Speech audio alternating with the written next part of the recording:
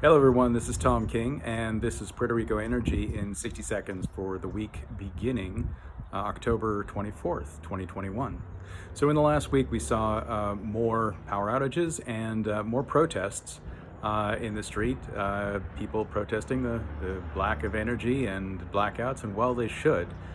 I think part of the problem is they're being spurred on by folks who aren't really interested in solving the problem, but really more interested in telling people who to blame for the problem.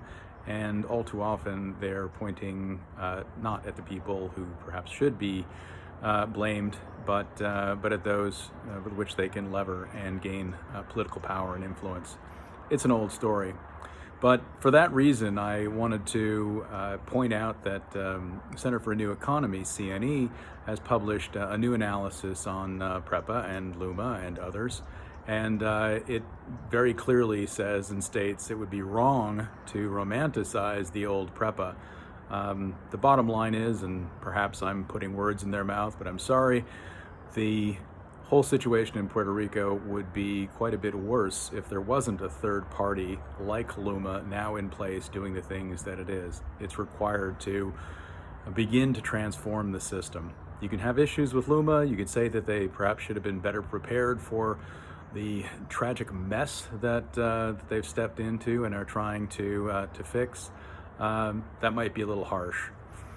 The other thing I think I want to bring people's attention to is legislation that has been proposed. I don't know if it's been passed yet, but to give the consumer protection group more power in relation to the PPAs, leases, and others for home or rooftop solar.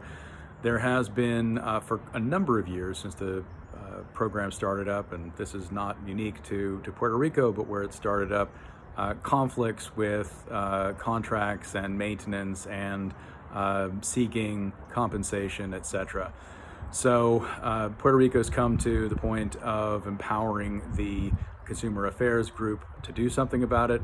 This could be a good move. We do need to make sure that on the solar market side, there's confidence with the consumers that what they're getting is what they're paying for and the value that they need to receive.